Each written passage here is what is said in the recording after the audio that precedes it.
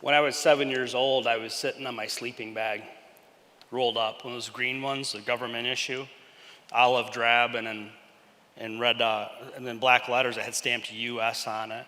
And I sitting there, sitting on my sleeping bag, all rolled up with all my stuff ready to go camping.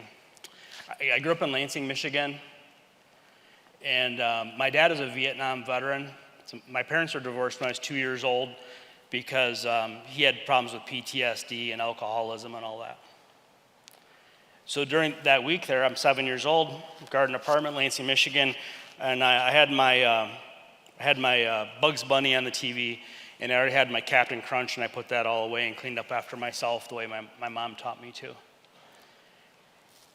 And I talked to my dad earlier that week. He said, this weekend we're going to go camping. We have visitation this weekend. We're going to go camping. He said, have all your stuff in one sock, ready to go, no dilly-dallying, no farting around, 8 o'clock sharp. And my dad was always on time, and you knew that he meant business. If he said to have your stuff ready, you had it ready.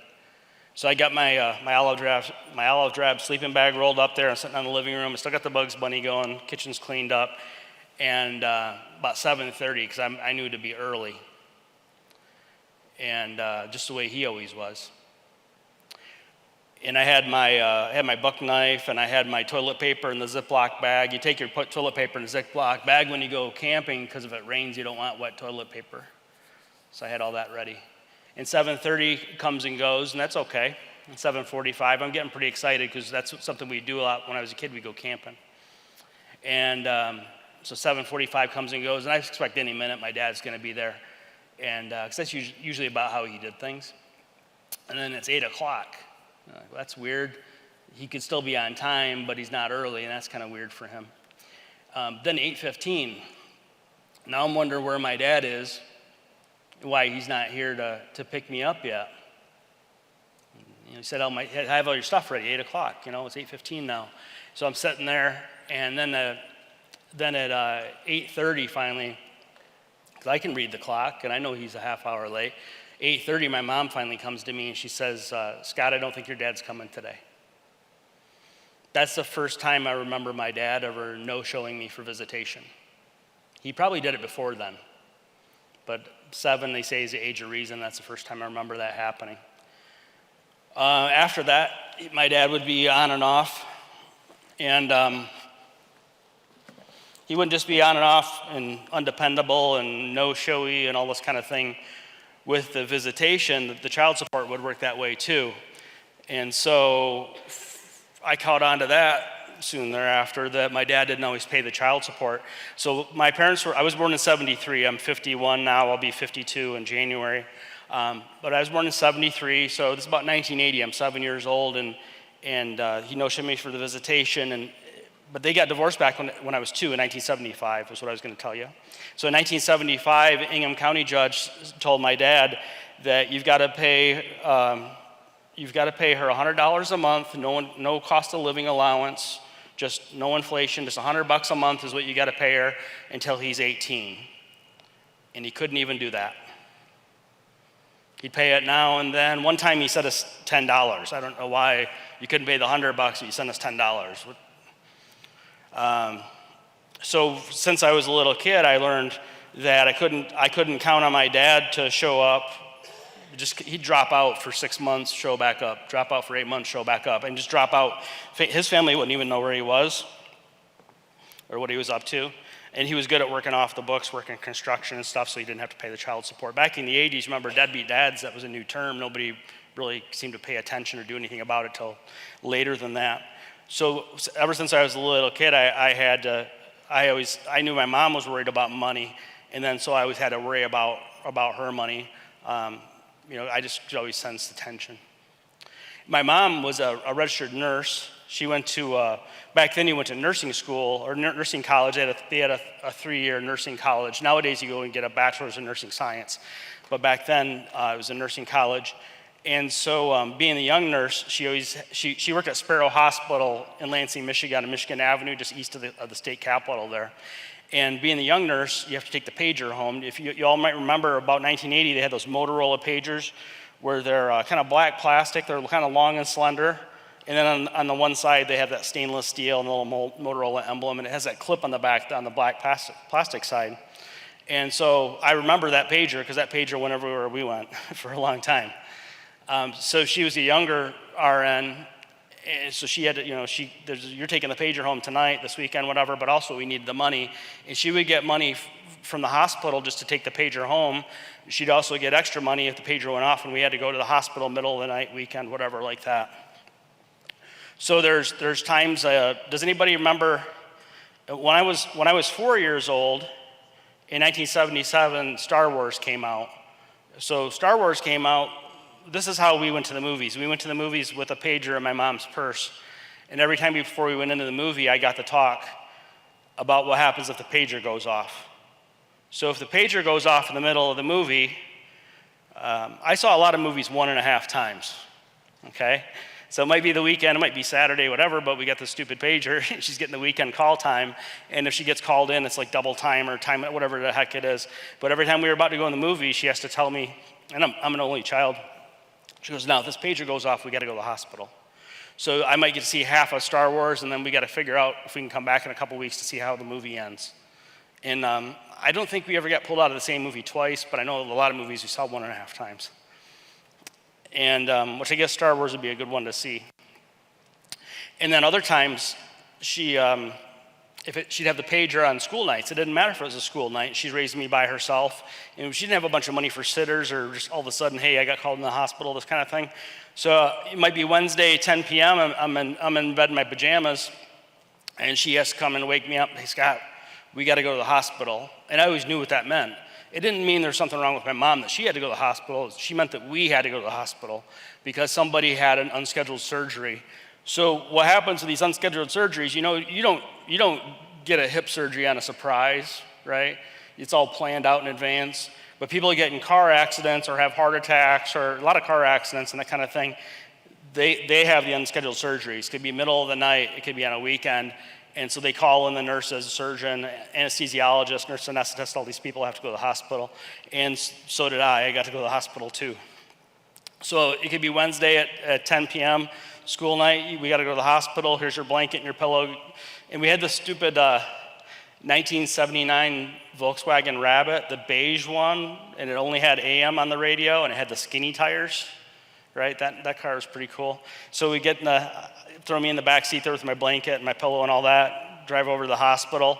And I got a lot of nights where I got to sleep, even school nights, got to sleep in the nurse's break room. In the nurse's break room, they had the coffee maker, they had some old couch there, and then they had these really bright lights that are for the fluorescent lighting in the ceiling there, and those styrofoam ceiling tiles. And so, she turned off the light, okay, try to get some sleep. But then, a half hour later, somebody comes in there and needs a cup of coffee, and they turn on the light, and bing, bing, and off and on like that all night. And I don't know how she did it, but the next day, I was always at school on time, clean, in my school clothes, no pajamas, no blanket, no pillow, and also I always had my lunch box with my lunch pack the next day. So, as you can tell, my mom's pretty important to me, and I could always count on her growing up. And I decided when I was young, somewhere in there, that when I got older, my mom wouldn't have to worry about her money, and also I wouldn't have to worry about money for myself. And I'm proud and I'm happy that I've been able to help her.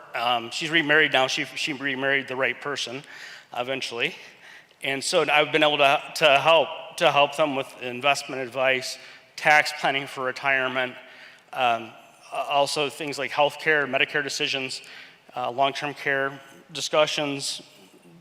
I'm not an attorney, but I'm knowledgeable on wills and healthcare powers of attorney and these sorts of things, and help them with that. And also help them with their Social Security decisions, how to get the most, and how to potentially get the most out of Social Security, and how to potentially get it free from federal income taxes. A lot of folks don't realize that you can end up paying federal income tax on up to 85% of your Social Security, especially if you have tax-deferred retirement accounts and that. So we're going to talk about all the cybercrime stuff, but I wanted to, those of you who don't know me, I wanted to know a little bit more about me, what makes me tick, and why we do all this. We did give you all a folder of information. If you don't know already, we do have an office at the first floor of the Valspar or at Rand McNally Building, Higgins and D Road area, or I-90 in Cumberland. And then we have some other handouts. We're going to have new handouts of these in January. We're just working up the final touches, but we have some information about Social Security and Medicare. We also have a handout about the Trump tax cuts. Current federal law, the Trump tax cuts are ending at the end of next year. These are important because these apply to your tax-deferred retirement accounts like IRA, 401k, 403b, deferred comp, TSP. These tax rates can also apply to up to 85% of your Social Security, and you may not know that yet because you may not have had the pleasure of seeing 85% of your Social Security show up on line 6B of your federal 1040. You want to plan now so that that does not happen. A lot of folks, half of you vote one way and half of you vote the other, and we're good with that. But we've had a lot of folks get real confident about this, overconfident and cocky about this last election. A lot of folks are calling it a Republican sweep, and there's a lot of talk about all these new tax cuts and existing tax cuts being extended. I will caution you on that. In the House, it looks like Republicans are still counting votes in a couple of states, believe it or not, for the couple House races. And it looks like Republicans are only going to have a 3-seat majority in the House, which means we're probably going to have another one of those things in January where we can't figure out who the next speaker is. And that'll be fun, right? So, and then what will happen is there'll be a bunch of those folks that are kind of mushy in the middle, and they come from different districts, right? So this is how that happens. They're not all going to be gung-ho. Not all the folks that are going to be Republican in the House are going to be gung-ho for tax cuts. And maybe arguably they shouldn't be, because we're spending about $3 trillion a year we don't have. There's that. So there's a lot going on. So I wouldn't get too overconfident that these Trump tax cuts could get extended past the end of next year. And that can really impact your retirement savings and impact your Social Security taxation. As the federal law sits right now in 2026, and this was actually passed by Republicans in 2017. So back when Republicans had everything in 2017, had the White House, the Senate, and the House, in 2017, they said that in 2026, we need to go back to the Obama administration rates, and that is federal law right now. That's not changed. What's not on this handout is in 2028, there's a thing called the budget showdown.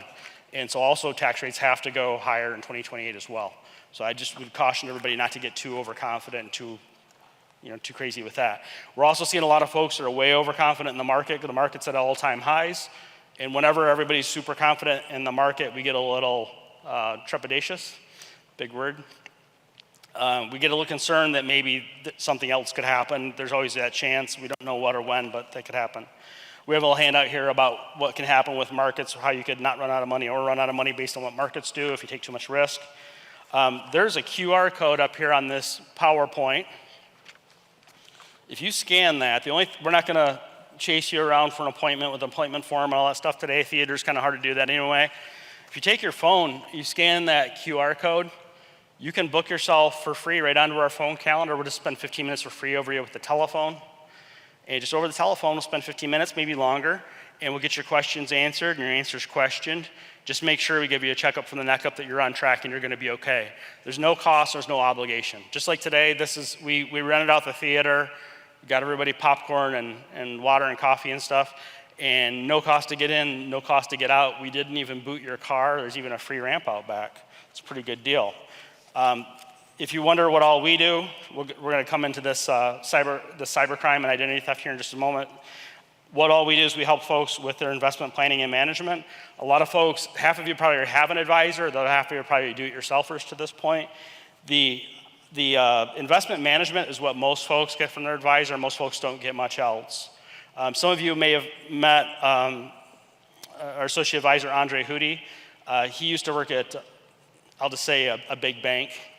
So we're recording this for YouTube also, I want to stay out of trouble. He used to work at a big bank, and they wouldn't let him help on any of the areas here for retirement financial planning outside of the investments. All they wanted him to do is put folks into their mutual funds. That's not really being a fiduciary, is it? Just, well, this is this bank and we have our mutual funds. And that's not retirement planning. So We also help folks with tax planning for retirement. Our goal is to minimize or eliminate taxes in retirement. We have some clients who've been able to already get to 0 state and federal income taxes in retirement. Your mileage may vary on that one. If you have a spouse in the house, if one of you has a large monthly pension, then monthly pensions are taxed by the IRS every month for the rest of your life. If you're offered a lump sum pension, we ought to talk about it. A lot of times it makes sense to take the lump sum, put it in an IRA, maybe Roth convert it. It's a long story. We could talk about that offline. But if you're offered a lump sum, a lot of times, 90-some% of the time, we're seeing that they're really fair offers. These companies just don't want to carry you on the books anymore. They'd rather just cut you a check and send you on your way. And that could be a really great tax planning opportunity for you. Healthcare planning. Both Andre and myself are licensed in Illinois for health insurance. We can help you with your health insurance, your Medicare, and that. We even have a full-time Medicare broker. So if you want us to shop your Medicare plans, we can do that for you. So that in open enrollment's almost closed, so it's kind of getting late in the game for that. But we can also help folks as they age into Medicare at age 65, or if you're looking to retire before 65 and you need to figure out your what we call under age 65 health insurance, we can help you with that as well. Legacy planning, I should ask a couple questions. How many of you are clients? Got a smattering of clients. And then what we do for legacy planning, how many of you have a trust? Out of everybody, how many have a trust? Okay. And then how many of us have a trust and or a will? So everybody with a will and a trust, will or trust, either one, get your hands up there, right? Okay. So we have half the room that has no plan for legacy planning. I mean, not even a will. One thing folks don't realize about wills is wills do not avoid probate. If you want to avoid probate, we should talk about a trust. Relax, I'm not an attorney. Nothing to sell you there, but we can refer you to somebody there. A trust gives you asset protection while you're still living. It also becomes effective upon the day you sign it. You can change it. Most folks are using Illinois revocable living trust, so you can change it. You can still be in control of your assets while you're living, and then you name a successor trustee, maybe a spouse, a child, or adult child, or an attorney or whatnot to take over after you're gone. But you can be the trustee while you're living. So asset protection, effective immediately. You can change it, Illinois revocable living trust, and yeah, so that works really well. When you pass away, your beneficiaries, your heirs don't have to go to Cook County Circuit Court and explain that this trust is valid, this is valid. And the successor trustee can just start cutting checks. If you pass away with a will, you don't avoid probate, and maybe you have 4 kids and one of them for some reason shouldn't get money, the probate court has to notify all of the kids that they can go contest the will, and maybe you have a kid that shouldn't, for their own good maybe, get any money, they can get themselves back in the estate. Wills do not provide asset protection while you're living, they don't avoid probate, and people you specifically cut out of the will can get back in. Also, there's no privacy. If you leave your kid $1 million in a trust, nobody knows. If you leave your kid $1 million in probate court, everybody knows. If you have, for those of you who have a will and trust, what you may have overlooked is how is your money set up for retirement. I normally have a slinky up here, a little prop, that slinky toy from the late 70s, early 80s, whatever. If you're growing your money in a traditional IRA or 401k and those sorts, deferred comp, 403b, TSP, if you have a tax deferred account and you just grow that money larger, you're growing the future tax obligation to the IRS. You're growing a tax deferred account. You're making your taxes worse for the future, and also potentially making your taxes worse on your Social Security too. And you can even make it worse on your IRMA, your Medicare high income penalties later too. A whole bunch of things. So if you have under legacy planning, if you have your will and your trust and all that nailed down, have you overlooked the tax planning area? What would be the worst money, anybody could answer this, what would be the worst money to leave to the kids or grandkids? Do you have an answer? Oh, somebody gestured. If you scratch your nose, I'm going to call on you. Beth, what would be the worst money to leave to the kids or grandkids?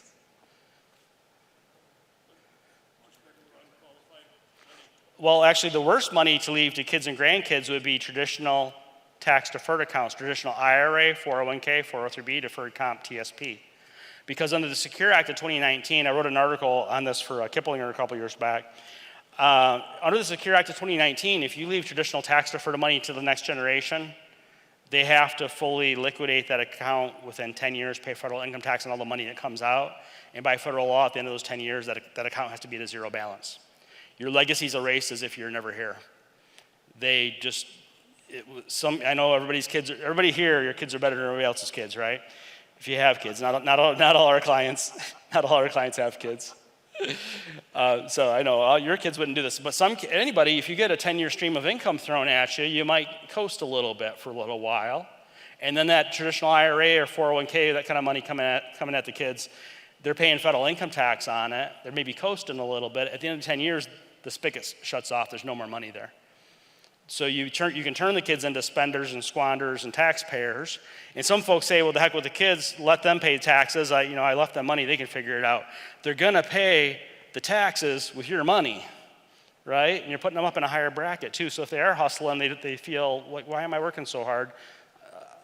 Ma and Pa just put me in a higher bracket. If you instead I'm not recommending this, we have to talk about it. Just don't try this at home.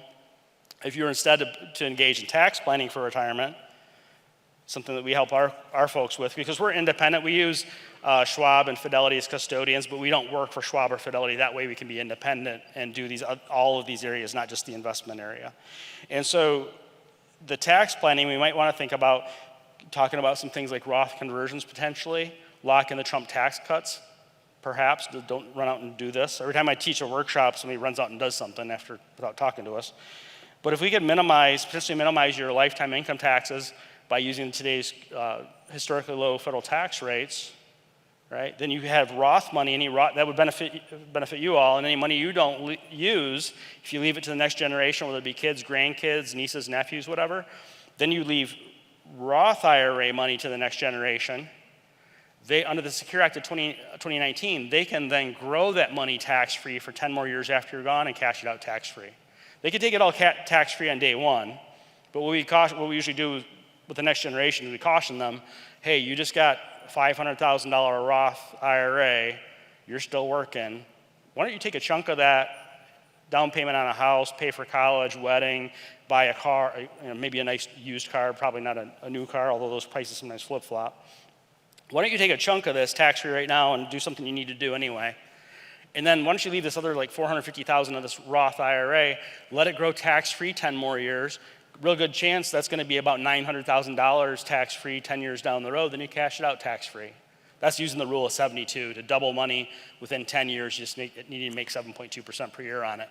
So if you leave them $500,000 Roth, instead of having it shot out of them as taxable income and go into zero, the Roth IRA, they take a chunk now for tax-free, let the rest, like the remaining $450,000 Roth grow tax-free for 10 more years. Good chance it could get to $900,000 10 years from now, then they cash it out tax-free.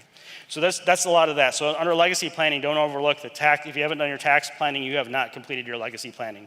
It's great if you got a will and a trust and all that, but if you're still gonna leave tax-deferred money to the next generation, even if they're not your kids, maybe they're nieces and nephews, you haven't really completed things. Income planning, we also work with folks to not screw up their Social Security, to maybe not file so soon. We want to get you the maximum we can from Social Security over your lifetime. It's your money, you can do what you want with it. You don't have to take our advice, but we'd like to at least show you some numbers at the office or over a Zoom or something like that. But we want to get you the maximum you can from Social Security, and we also potentially want to get it free from federal income tax. We see too many people in retirement that are paying federal income taxes and up to 85% of their Social Security, and it didn't have to happen. And for those of you who are doing that, there are usually ways that we can get you out of it. It's a couple-year process to make that happen, but we don't want to be paying taxes on Social Security. My first job when I was 16, my first job on the books, I was a grocery bagger at Schmidt's grocery store in Lansing, Michigan, in the northeast corner of Waverly and Saginaw, and I get my first check, and this is back before the internet, and it was 1989, I was 16. Back before the internet, back before direct deposit, and if I wasn't working on Friday, bagging groceries after school, my paycheck was still at the grocery store, so if I wanted it, I had to go there on my day off to get my paycheck. And I get the darn paycheck, and it's in an envelope, a little window envelope, and you had a pay stub, and you had a paper check, and you had to take the paper check to the bank, right? And I opened that up, and then on that pay stub, there's a four-letter word starts with F. FICA. And I went over to the cashier and I said, no, what? Pete's busy. They had that bullpen where the manager's up there over the cashiers. And I go, can you help me with this? Something's wrong with my paycheck. Pete's busy. Oh, no, honey, that's for your Social Security and your Medicare. And so I've been paying this FICA. So I've been paying FICA since I was 16. I'm 51. Now I'll be 52 next month. And a lot of you have been paying into FICA since you're 16. And so we don't want to pay taxes to fund Social Security retirement and then pay taxes on 85% of our Social Security. So that's what we would like to do, is help on all fronts. Again, if you want to talk to us, you just scan this QR code. It's going to be on every slide, but it's larger on this slide. Go ahead and scan that QR code, and you can get on our phone calendar, and we'll spend 15 minutes for free with you over the telephone, get your questions answered, and your answers questioned. This topic of cybercrime and ID theft has been a big one, and a bigger one all the time. Every day at our own firm, we are getting attempts at phishing and malware and all kinds of stuff, and we have all these gizmos and things set up to prevent that.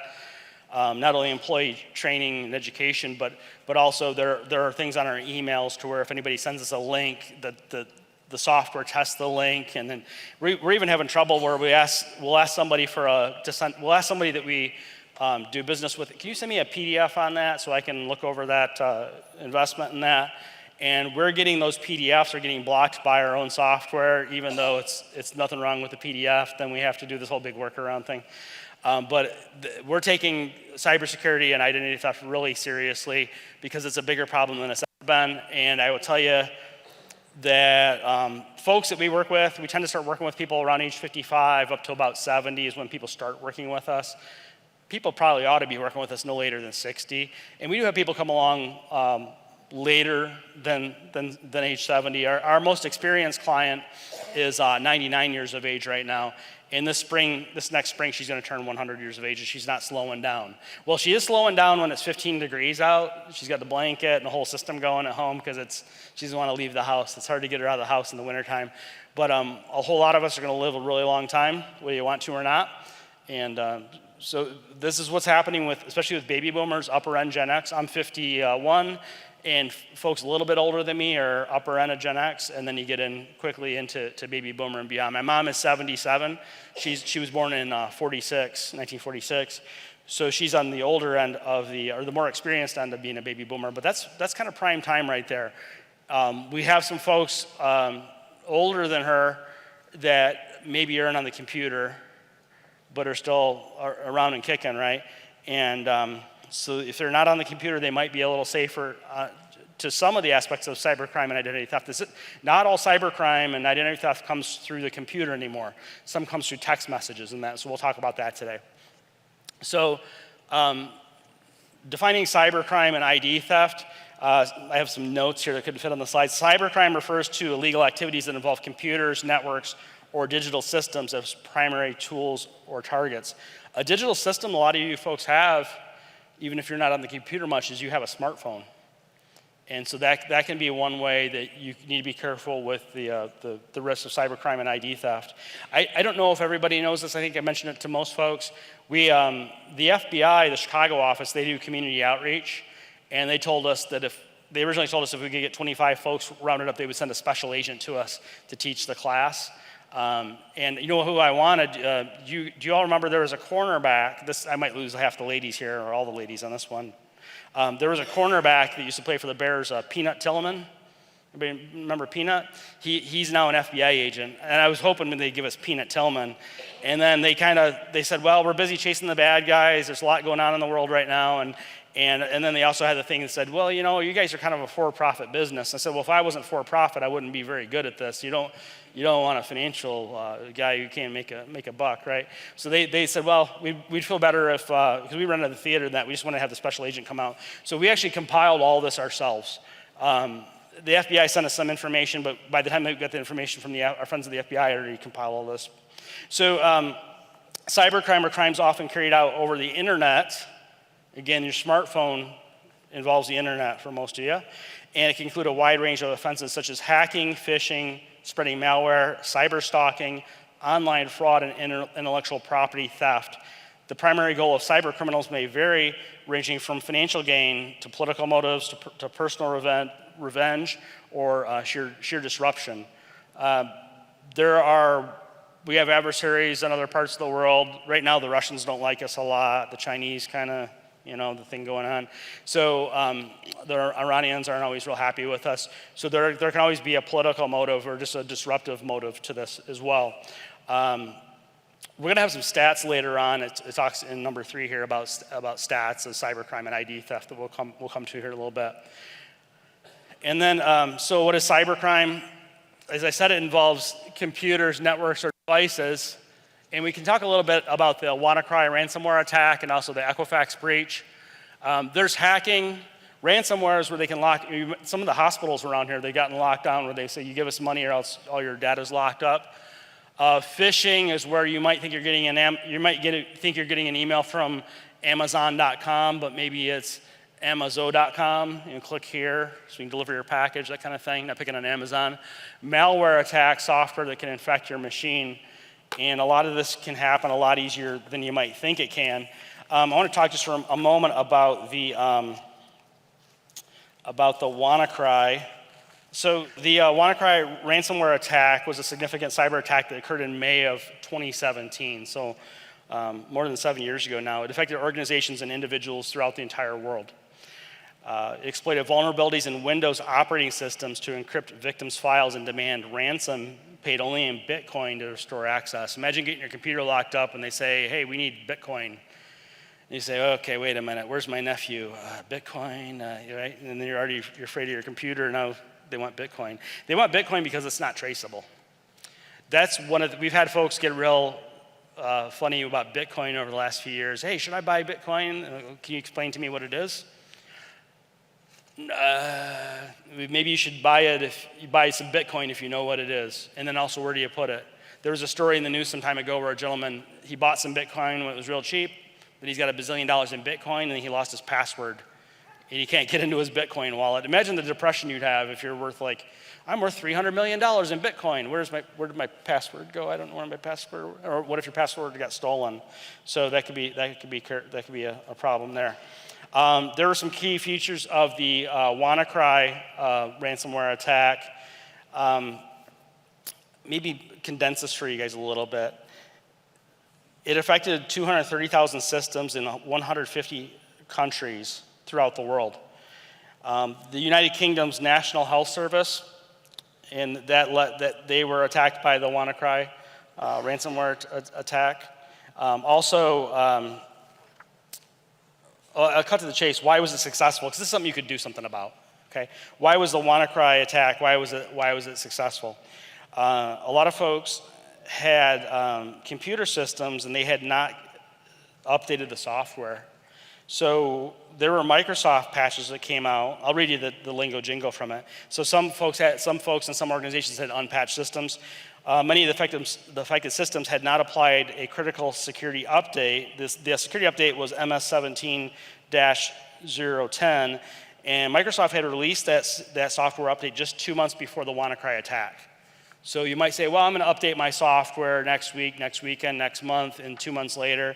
And so Microsoft knew there was this vulnerability that they released a software update, and a whole bunch of folks, including at government institutions, didn't update the software for over 2 months, and then they were vulnerable to the WannaCry ransomware attack.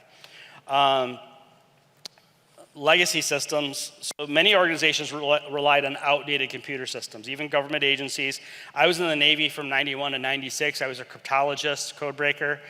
One of the first computer systems I worked on, RAF Edsel, Scotland, I was 19 years old when I got there, and there was a computer the size of where these chairs are. It was bigger than that, and this big clean room in a SCIF, a sensitive compartment and information facility. So, and there's, it's got bays and bays and bays of equipment, and there's those tape drives doing this stuff. And there's our monitors were paper coming out of a big printer. Some of you have worked with these sorts of computers before. So there's no video monitor. There was actually a monitor that's printing stuff on paper and shooting the paper out at you. Then you had this instruction booklet of all the commands to operate the computer, because it wasn't menu-driven software. It was a big phone book with all these. Some of you know too well. And there's these commands you had to memorize or look up and type them in to make the computer do stuff. It was crazy. But so sometimes the government doesn't have the newest equipment. Might surprise folks. So there are legacy systems. Many organizations relied on outdated systems such as Windows XP, the Windows XP operating system. And when the WannaCry attack happened in 2017, Microsoft had made a big deal about this. Hey, you got to get off Windows XP. We're no longer going to support it, which means we're also no longer going to give you software updates to make it secure. And a whole lot of folks said, well, I don't want to move to Windows 27 or whatever it was that came out, Windows 10 or what, I can't remember anymore. But Windows XP, a lot of folks said, I like Windows XP. I finally figured out how to use Windows XP, and I'm not changing. And so they stopped supporting the software updates, and the WannaCry software, that was a huge vulnerability that was opened up there. So what can you do? You can keep your system updated, install patches and updates as soon as they are released, not 2 months later. Back up your data regularly. That's something that we do. And other organizations like Schwab and Fidelity and all these folks, they update their data regularly so that if your data is held hostage in a ransomware attack, you have a copy of it somewhere else. Usually an offline backup, or if nothing else, in the cloud somewhere or another. But an offsite physical copy could be good too. Use robust security tools like firewalls, antivirus software, intrusion detection systems. Also, employee awareness. If any of you are still employees, or if you have employees, or if you knew somebody that used to be an employee, educate users about phishing and suspicious links, which can also deliver ransomware. So that's something we spend a lot of time on at the office, is talking about, or even sharing sometimes. Here's a weird email. Don't click on this one. This is what this looks like. Something I noticed funny about this email, because in the financial services, they're always trying to see if we'll take the bait. And so we're very skeptical about any email that we get. We've been educated on what to look for. There is an Equifax breach that's mentioned as well. On the Equifax breach, that was one of the largest data breaches in history. It occurred in 2017, good year for data breaches. It exposed sensitive personal information of approximately 147 million people. So some folks will tell us sometimes, hey, I found out my social is for sale on the dark web. And I think everybody's social is for sale on the dark web. There's been companies that have been breached, like Blue Cross of Illinois and so on and so forth. I mean, everybody, Equifax. So yeah, Equifax, for instance, if you have credit, your information is probably for sale out there. Scott, I was just going to say, assume. All your information's out there. In fact, I put everybody's information on this printout, and for $5, so yeah, just assume it's out there, exactly. And then the timeline for the Equifax breach, it seems like yesterday, but it was some time ago. In March 2017, there's a thing called Apache Struts. It's a popular web application framework, and they released a patch for critical security vulnerability. And then just about 2 months later, May 2017, hackers exploited this unpatched vulnerability in Equifax's systems to gain unauthorized access to data. So Equifax was given this patch in March 2017, and then in May of 2017, 2 months later, they still hadn't implemented it, so the hackers are off to the races. And actually, over a 3-month period from May through July of 2017, Equifax's system gave unauthorized access to these folks. In July 29, 2017, Equifax discovered the breach. So in March 2017, Equifax was made aware of the security vulnerability, but they didn't know they'd been had until July 29, 2017. Then a couple of months later, September 7th, 2017, Equifax told the public that they had been breached. So Equifax was made aware of the software vulnerability in 2017, did not apply the patch. 2 months later, in May, their systems are accessed from May to July 2017. July 29, 2017, Equifax discovers the breach, but it doesn't tell the public. And then September 7th, 2017, Equifax publicly disclosed the breach. And that's probably because they had to, because they're a publicly traded company. But you'd figure they might do things a little different than that. What information was exposed? Your names, your social security numbers, your dates of birth, your addresses, in some cases your driver's license numbers and your credit card details. The scope of the Equifax breach, it affected individuals and residents of the United States, Canada, and the United Kingdom. It's kind of a thing everybody who speaks English gets, so in my notes here, when I was doing my research, it said it affected US, Canada, and UK. I don't know if Equifax operates in New Zealand and Australia, but I'll just know from my intelligence background with the Navy, with the cryptology, there's a thing called Five Eyes. Basically, all the English-speaking countries, there's UK, Canada, US, New Zealand, and Australia. We trust each other because we all come from the same little island. You might remember, does anybody remember that character? There's a guy, G. Gordon Liddy from the Nixon White House. Years and years and years ago, one day I heard he had a radio show, and he used to call himself a Northeast Atlantic Islander. So a lot of folks, just because we speak English and we come from sort of a common culture, those 5 countries tend to trust each other. So there's a thing in the military called Five Eyes, or in the intelligence community called Five Eyes. And whatever you think of G. Gordon Liddy, I just thought it was funny to call yourself a Northeast Atlantic Islander. So yeah, the United Kingdom, US, Canada, Australia, New Zealand, we have an intelligence sharing arrangement. And part of it facilitated too because we all speak English. But I thought it was odd that, at least in my research, that the Equifax thing didn't spread to New Zealand and Australia, although I don't know if down under, if they participate with Equifax in any way in their dealings. So that was a timeline of that. And then causes of the Equifax breach: failure to patch, right? Didn't patch the software. Poor cybersecurity practices. There was weak data segmentation, so hackers had access to vast amounts of sensitive data. Nothing was walled off. Once you're in the castle, it's keys to the castle, you can go in any room you want. There's a lack of robust encryption for stored sensitive data. Something that we do at the office, we have everything on our computers at the office, and we've encrypted all of our computers. So I don't even know how we did it, but we did it. Julie headed it up with our IT. Our outside IT company, so all of our computers. Today I'm using Andre's PC here. I have a MacBook Air. Julie has another PC just like this one. All of them are encrypted. So that's just another way to help enhance things, is have your data encrypted on your computer. You got to do everything you can nowadays. The other thing in the Equifax attack was that there was a delayed response. Remember, Equifax took months to detect. So it took them 2 months actually it took more than that. It took them 4 months to figure out they'd been attacked, and then it took them a couple more months to report the breach. So then folks whose data had been stolen didn't know it had been stolen, or that they should take any defensive measures, although once the horse is out of the barn, it's a little difficult to do too awful much.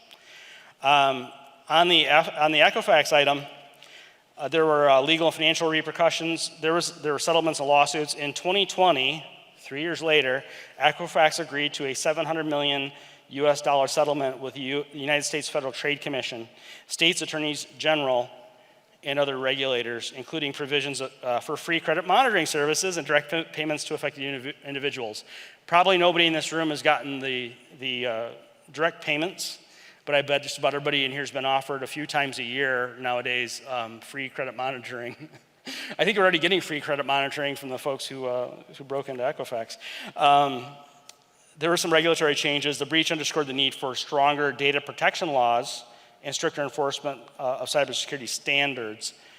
Lessons, again: patch management, data encryption, cybersecurity best practices, public awareness. Here we are with our public awareness. Even if the FBI wouldn't send Peanut Tillman to talk to us. Peanut Tillman, he's probably needed at the Bears. I wonder if they could get him back. You think they might need him at the Bears? No. One other one that you want to be aware of, and I think I have it in some slides here. Yes, on this next slide, we'll talk a little bit about medical identity theft. That's kind of an odd one. So we have, there's financial, like credit card fraud. Somebody could steal your credit card information and use your credit card information to run up charges. Something else they can do, though, if they have your identity, and if they have enough of your identity and you have a halfway decent credit score, they can just go open up new cards, which is even better for them. And there's no balance on it already. And look at this. Sometimes the new ones, they might even better limit than what you have in your existing cards. So credit card fraud's one. Criminal as well. If you've ever watched that TV show Cops, or somebody gets arrested, and what's your name? My name's Robert Smith. Yes, that's the ticket. So if you're Robert Smith. So sometimes criminals will try to use your identity when they're arrested. That usually doesn't go on too awful long. Usually the cops sort that out. Medical identity theft. Your stolen identity can be used for somebody else's surgery. So you can steal someone's identity, get an ID made, any number of ways they can use your data, they will. So some folks have had their medical identity stolen so that folks can get their surgeries paid for by your insurance. Kind of a wild one. The impact on victims, of course, emotional, financial, and cause you some legal challenges. The methods of cybercrime and ID theft: phishing, fake emails, or websites tricking users into providing personal information. You might get an email, I see this a fair amount. We have some pretty sophisticated software on our emails now, so we don't see this like we used to some years ago. But you might get an email that says it's from whoever, and if you don't want to click on much, but if you click on where it might say Bank of America, right? And when you click on the from address, it says Bank of America, it says bob@outlook.com. Right, the email address. That's one of the easiest ways to tell. I don't want you clicking on links and attachments and things. Links and some of the attachments can run what's called macros, can kind of set up a virus in your system, so to speak. So on the phishing, a lot of times there's emails that are impersonating somebody else. The social engineering, you might run into this on Facebook. Has anybody ever seen this thing on Facebook where somebody says, "Don't accept any friend requests from me, I've been hacked"? Usually you haven't been hacked. What's happened is they looked at your profile, they took your photo and your name, and they created a new one of you, a new Bob Smith, and with your photo, and then they start making friend requests, and then you think you've been hacked on Facebook, you've actually been cloned. And then once they've accumulated your friends, then they can direct message them, and this is where social engineering could come in, where they could get information from your friends about themselves, posing as you, the cloned Facebook user. Key logging, we have some pretty sophisticated software on our computers that's updated and checked all the time and all this kind of thing. We have an outside company that does that for us because it's too much for us to do in-house. We're supposed to be doing stuff like retirement planning, no less. And so the key loggers, though, this is software that can log all your keystrokes, capture passwords, and other info. So it can just, as you're going around, you're going into your online banking, typing stuff in, there could be a keylogger on your computer if your computer's not been checked, and it could be recording everything you type. Data breaches, there could be large-scale theft of personal data from corporations. One that keeps popping in my mind, I don't mean to beat up on Blue Cross of Illinois too much, but there's certainly one of them. But there's other companies you do. Comcast. A few months ago, maybe a year ago, time flies when you're having fun. Everybody who had Comcast got notice from Comcast that they needed to change their password because Comcast, intentionally or not, gave away all your email addresses and passwords if you have Comcast. I'm a YouTube TV guy myself, so I got out of there. We switched over to AT&T Fiber. Not they're any better. I think AT&T might have had a thing too. So there can be data breaches from any of the companies you do business with, or even the companies you don't do business with. It could be even a government entity. But we do know that there's these robocalls, for instance, kind of on what you're talking about, where these robocalls, if you answer the call, then sometimes they compile, here's all the people who answer their phone, and then that can be sold off again. Now, if we call you, answer the phone, all right? But the same thing, emails can be sent in just a plain text format, but most of them are not. So here's something that's interesting. Most of you probably got an email. Well, some of you are already on our list, and some of you are new to our email list because you got the mailer we did. So for this, you may have seen a mailer, a Facebook ad, or we emailed you because we've known you for years and you've been on our list, or known you for months or something. The email that we sent to our list, a few thousand people, said, if you want to go to this thing, click here. I know I'm just telling you not to click here. Now I'm telling you to click here. But click here to sign up for the workshop. That's an HTML format email. An HTML format email usually has pictures and buttons and things in it other than just text. What's interesting about HTML emails, when we send them to you, maybe we send out 6,000 emails like that. An hour later, I can go into our email program we use for that, and I can click on a view report. Oh, look, we've had 187 people already open that email. Because an HTML email, it reports back that whoever opened it.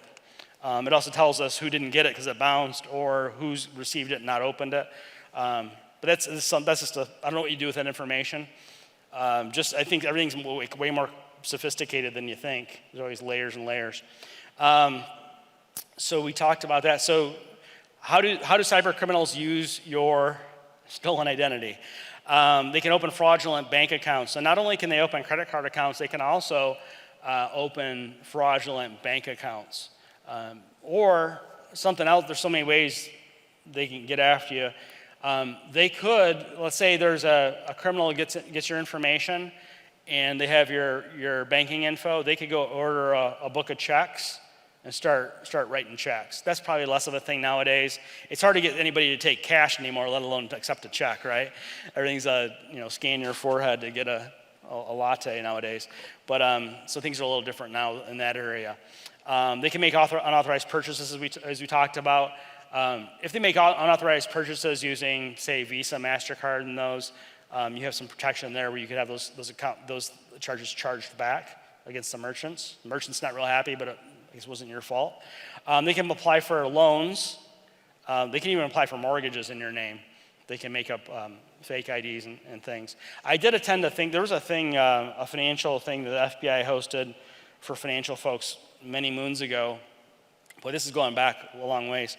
And it was downtown. And they had caught on to, there was this mortgage brokerage, mortgage banking outfit in Aurora is where it happened to be.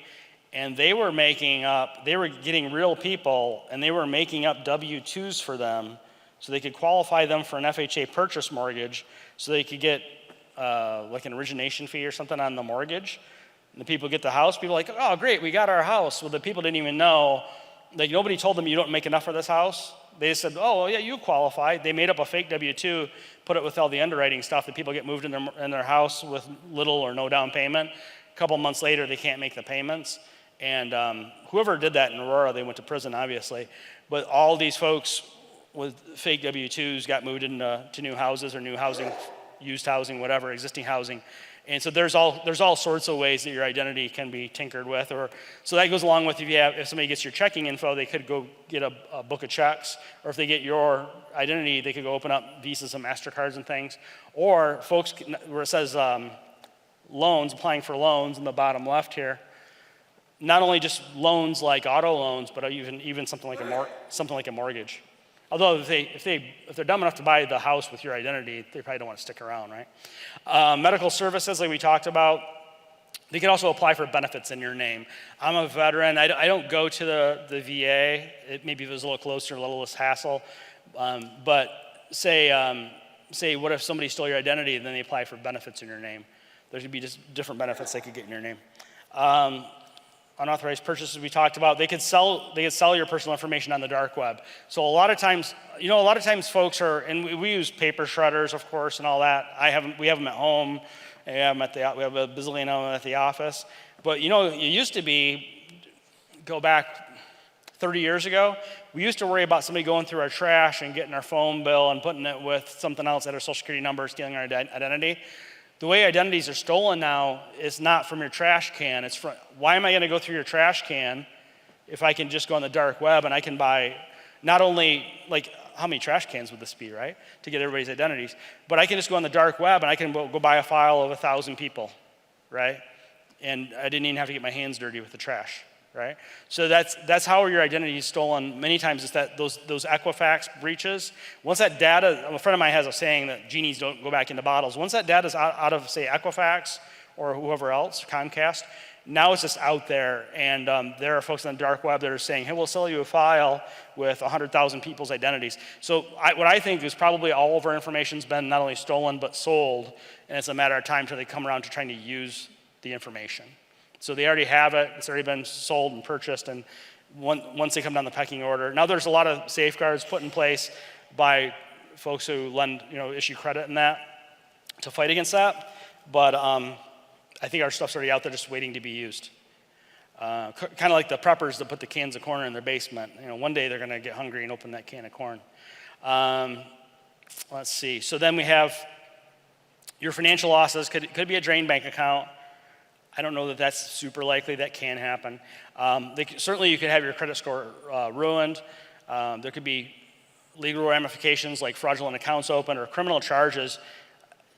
Somebody using your identity could get in some trouble through this whole organized crime thing they're doing, and you could, for a time, have criminal charges in that. That would not be great. Emotional distress, feelings of vulnerability and anxiety, and then also it's time-consuming to recover from all of this. What can you do to prevent these things? Monitor your credit reports regularly. You may see new accounts opened that you didn't apply for. That's probably one of the big ones there. How to recognize phishing scams and suspicious emails. One of the biggest ones is, like I said, if you're getting an email from somebody, and it doesn't have to be Bank of America, the example I used earlier where the guy had an Outlook email, just something I pulled from my back office. It could be just anything, like, oh, hey, it could be a LinkedIn request. It could be oh, hey, lately I'm getting, it must be the holidays or something. Lately I'm getting a bunch of emails from Bed Bath & Beyond, and they seem to be legit. I haven't clicked on anything, haven't put any time into it, don't need new towels right now. But say if you got an email from, oh, here's one I used to get quite a bit, and I stopped getting it. I used to get an email from Verizon, and it was all pretty, HTML email, all pretty, and it was like, hey, get a new phone with your Verizon plan. Problem is, I'm not with Verizon. All right, I'm with AT&T on the cell phone. And so, but it was very convincing. What they can do is they can take a promotional email from Verizon, copy the look of it and the everything of it, and then send it from an email address that says like Verizon customer service. But when you click on it, it might say bob@gmail.com. That's how you can figure it out, clicking on the email address, not on the email. If you click on anything in the email without first checking to see if it's actually from Verizon, then Bob@Gmail, he can link any of those images in the Verizon email to wherever he wants to send you. And so he can send you to another website that's Verizon.com instead of Verizon.com. And they might ask you for information. And so you got to just be careful that you're actually reading what, you're inspecting what you, what's that I say, Julie? I say you got to inspect what you expect, right? So she's tired of my sayings at the office. I drive her nuts. So how to recognize phishing scams and suspicious emails. One thing about that, I don't know if it's in the slides, but it is something I wanted to cover with you. How all can we be phished is not just emails. So there's email phishing, right, where they try to get you to click on something. There's another one where you can be email phishing. There's one called smishing. Anybody know what smishing is? And I don't remember what it stands for anymore. They used to call it text an SMS, special message something, SMS.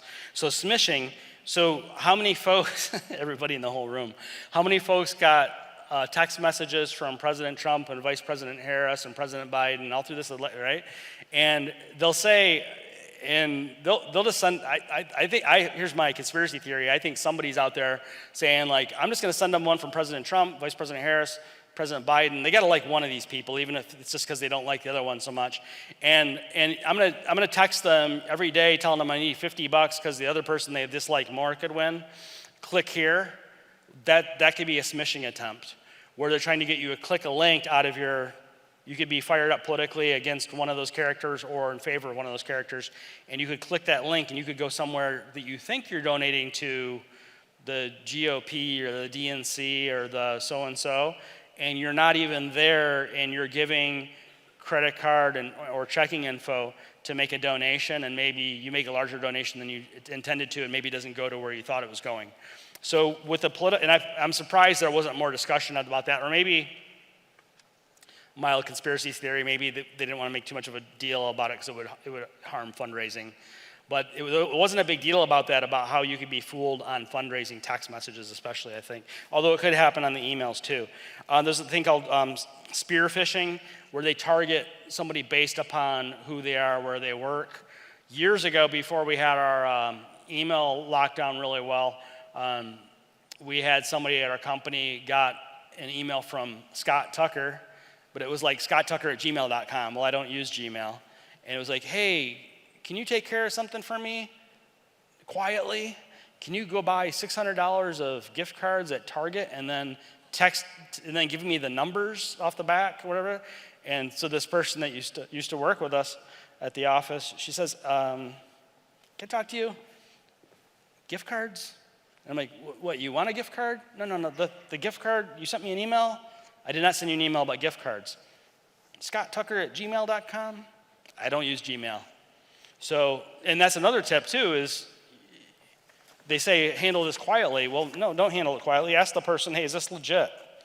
Why would I email an employee saying, go get me $600 in gift cards and give me the numbers? That's weird. So there's spear phishing, where they might target somebody based upon who they are. Oh, we do get attempts regularly where some entity, and what's funny, because I'm an employee of my own company, it's kind of weird, right? And so I get emails as an employee of Scott Tucker Solutions, Inc. that I need to click here to sign up for benefits. I'm like, wait, we don't get our benefits from the sign-ups from here from benefits people. And they're usually something that, it looks pretty good. They'll use our logo in it and stuff. But then that's one of those that I tell staff right away, hey, this is a weird email I'm seeing. This is what it looks like. Let's not click on that. How to protect against phishing, verify the source, the sending the links, or the email. Avoid clicking links. Remember clicking on the from address. A lot of times we're using, or you're seeing this with different companies you work for, where there's multi-factor authentication. Like when I sign into the 401k for the company, it texts me a code to make sure I'm really me and not some guy that isn't me. Nowadays, with proxy servers, somebody can be, I'm not picking on India, let's say India, I'll get another country to pick on, Singapore, just you name the country, some foreign country, Ghana, wherever. Using VPNs, virtual private network, or proxy servers. Say if I'm in Ghana, I can feed the traffic through a server in Chicago and then into our try to log into our 401k system as I'm me if you know my login. What helps though is that they text the real me a code to enter to make sure it's me logging in, not somebody logging in as me through a Chicago proxy server when they're really in Ghana. So you've seen that a lot with the multi-factor authentication. Antivirus software can be helpful, but I tell you, one of the biggest attacks nowadays are those links sent through the emails. That seems to be the way that people are getting in a lot of trouble. And then also stay informed like you're doing today. So we can monitor our credit reports regularly, learn how to recognize the phishing scams and suspicious emails. We need to protect passwords. Whose password is password 123? Anybody? Right?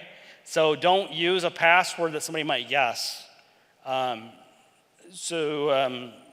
are these strong random password generators you could use online, and there's different services. You don't have to be the most sophisticated in this, but I think you don't want to be the weak link, the easiest target. So if you're at least doing something. So using different passwords for different systems, ideally not storing passwords on your computer. But now that's the thing. Now you're paranoid about your little black book that's in your home office. But use strong, unique passwords. And also, whenever somebody offers you to sign up for two-factor authentication, which usually is a text message with a code to your cell phone, go ahead and say yes to that instead of no to that. I know nobody likes change, just like the people who didn't want to get off Windows XP in 2017. Secure your Wi-Fi network. Sometimes folks have their Wi-Fi network wide open. No password needed to be on there. So secure your Wi-Fi network with password. Try to avoid using public Wi-Fi for sensitive transactions. You could use a virtual private network, a VPN. One that you could use is a company called ExpressVPN. There's others like NordVPN and that. But your devices still have serial numbers in that. So even if you're using a proxy server, it's not a big secret that there's this one device that used this Chicago IP address and then use internet protocol address or server. You might use your own, maybe your home Wi-Fi that's password protected, and then maybe you went through the virtual private network and used another Chicago server. That device can have a serial number on it though, so that if there's a company paying attention to where you're logging in from, like your bank or Facebook or somebody, they could realize that's the same device. It's just at a different server IP address, internet protocol address. Do that, and then avoid oversharing personal information on social media. I think isn't that what social media is for? Is oversharing your personal information? So, but I think so. The idea there is that people could use your identity to open accounts somewhere else. Again, the dark web I think is one of the things that we need to be more concerned with maybe, not that you shouldn't be concerned about these others. If you're a victim, there's some immediate steps. You can dispute fraudulent charges, so read your credit card statements. It's not anybody's favorite thing to do. Working with credit bureaus to restore credit, sounds like fun. You could seek legal help, although if the horse is already out of the barn.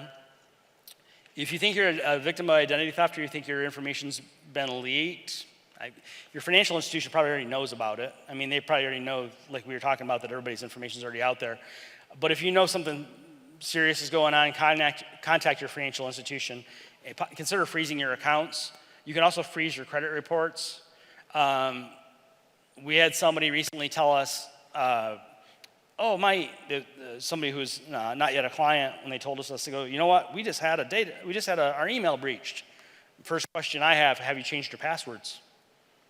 Rather than, they were like, well, we can't communicate by email, we just had our emails breached. Have you changed your passwords? That might be as simple as that you could just change your passwords. And I mean, if you haven't, I don't know why not. You can file a complaint with local law enforcement and the Federal Trade Commission, although a country with over 300 million people and everybody's stuff's already been stolen, I don't know how useful that is. The FBI does have, I don't have it in front of me, I didn't put it in the slides, I don't think. The FBI does, you could probably just do it on the Google. The FBI does have a place where you can report any scams or whatnot, and at least make them aware so they know what's happening to multiple people. That might help them put out the fire a little bit. And if nothing else, to protect other people. Monitor your credit reports for suspicious activity. Like I said, new accounts that are opened, that's one of the big things. So it's usually the one thing you could see the most easily. Legislation fixes everything, right? So again, if you've had your identity stolen, then you might not feel like that. The first one, the GDPR, that's actually in the UK. And then California, a lot of times California likes to have their own thing before any of the rest of us have anything. So they have a Consumer Privacy Act out there. There's a corporate responsibility in protecting user data, of course. And I like to think we do a better job than Equifax. You know? Businesses can reduce their risk through encryption of their computers, like we talked about. But this is something that you all can do too. So some of you may be self-employed, but even if you're not, encryption of your databases. Having some cybersecurity protocols. We use a, and I don't think they have a consumer version of this. We use a software called Mimecast, M-I-M-E-C-A-S-T,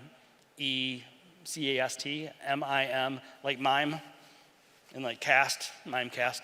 And it's generally pretty good.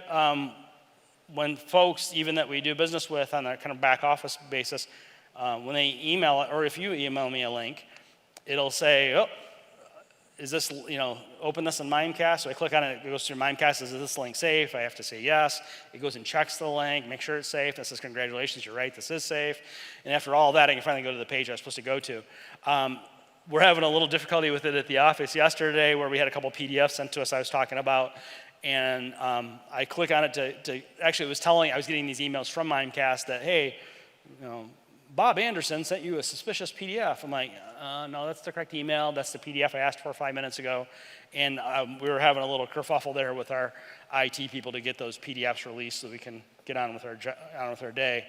But cybersecurity protocol might be on your email, so use a system like Mimecast. Employee training, again, if you have employees, or if you knew somebody who used to be an employee, or if you thought about one day being an employee again. Future of cybercrime and identity theft. There are threats like AI-driven phishing and deepfakes. This one we're concerned about. We haven't seen yet ourselves. But there could be an attempt to imitate your voice. That's one that is especially scary. If you've ever used like a chat GPT to ask something, and it goes and searches it's like a super advanced Google search, and it like writes a book. What might things look like once we get to where our voice can be impersonated and could have a conversation? That could be a thing. That could be a problem there. And then the role of artificial intelligence and blockchain in preventing cybercrime. I don't know why I put that on that slide now. I can't remember. Stay informed and proactive as you are now. And I wanted to share with you, I think I got everything out of my notes here. I am not the all-time IT expert, believe it or not, even though I stayed at Holiday Inn Express last night. But or maybe there are some, I might know some basic stuff or basic to me stuff that I could answer some questions. Bueller, Connie? Are there ways to prevent, for example, job search?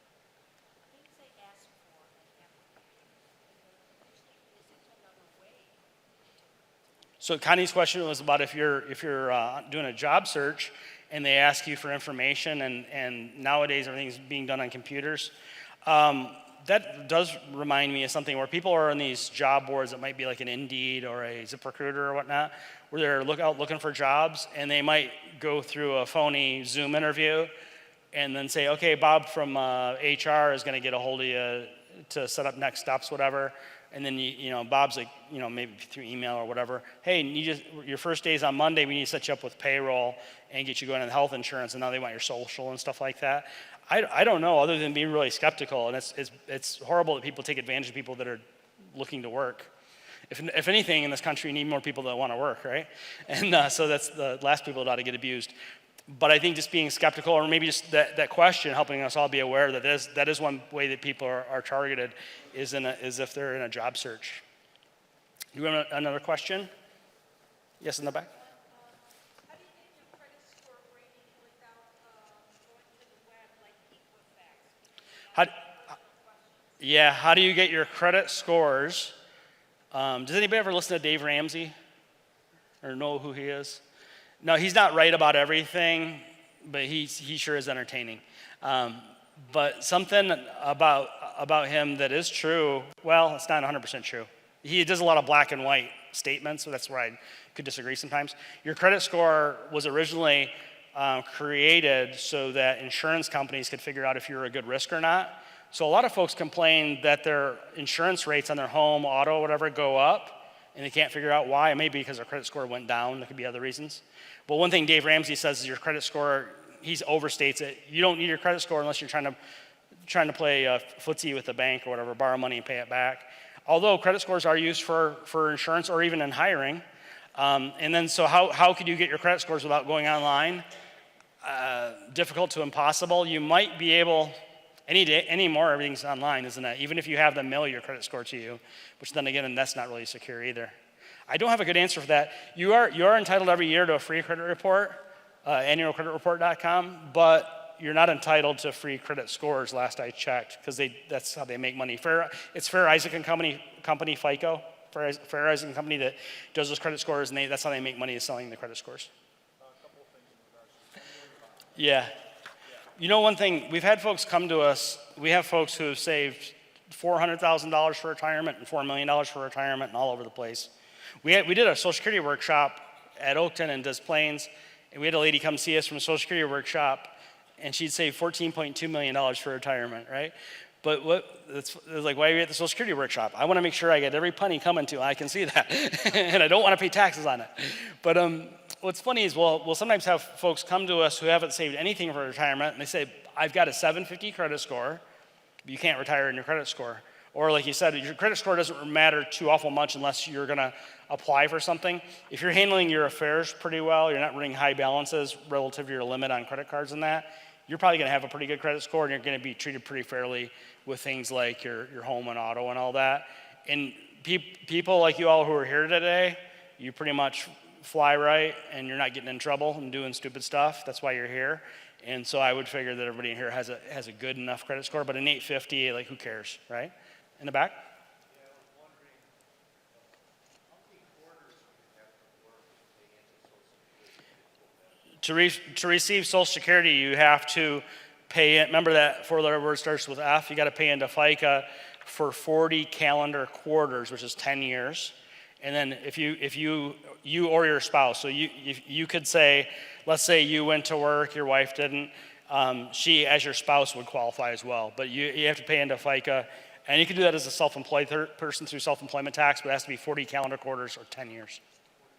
Yep. There has been some talk in Washington, and there's been a bill on this and that. A lot of times, I don't mean to be cynical. A lot of times, the Congress people they'll write a bill, they'll co-sponsor a bill, they'll call a bill, they'll get it out of committee. One house will vote on it, the other house never calls it.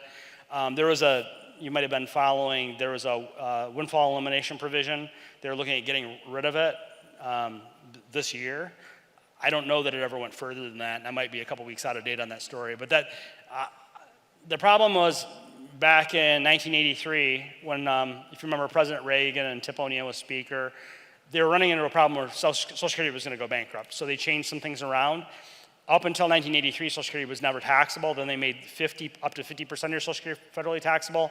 They also passed the windfall elimination provision and the government pension offset. And that's the trouble that you're running into, is where they say, well, you've got a good pension here. What do you need with your Social Security over there? So we're going to dial it back about $500 a month or so. They might change that, but I also wouldn't hold my breath. In the Clinton administration, and I can't remember if Newt Gingrich was involved with this or not, but I remember it was in the Clinton administration, they changed the law again, and they made it to where you can pay federal income tax on up to 85% of your Social Security. Again, we talked today earlier about tax planning for retirement. Nothing keeping them from making 100% of our Social Security federally taxable, or means testing it, Andre's not even 30 yet. We just make his full retirement age like 82. Right? So they can always move the goalpost on it. Now, one thing about folks who are baby boomers or upper end Gen X, like I'm 51, I think if you're 50 and older, you don't have to worry about them making too many changes to folks that are 50 plus. Who are they going to take it out on, though, to prop up the system? The folks who are younger. Folks who aren't yet paying attention, maybe people under 40 years of age and that, where they could change the rules on Social Security. We have here, again, on this slide, in the lower right, there is a QR code there. If you'd like to spend, because what happens at these workshops, as soon as I'm done, 12 people want to ask me a question about something. Not like I'm so damn popular, but but that QR code in the lower right of that PowerPoint, that goes right to our phone calendar. And so what you can do on your smartphone right now, you can just go on that page and just go ahead and schedule yourself. There's a whole bunch of times over the next 2 weeks. There's mornings, afternoons, Monday through Friday, and you can see what's available, and you just click and pick a time, and you put in first and last name in that, what you want to talk about, just fill out that form, and it'll book you right onto our phone calendar. Then what will happen is you'll get a text reminder automatically, email reminder, and then we'll talk to you. You can stay home under the blankie. And if you're so fortunate to be at home under the blankie, and we can just get your questions answered, your answers question. We'll help you with any advice you need about investments, tax planning, healthcare planning, legacy planning, income planning, and that. I thank you for coming today. I hope you had a great time, and hopefully we'll see you all again at the next one. Thanks so much.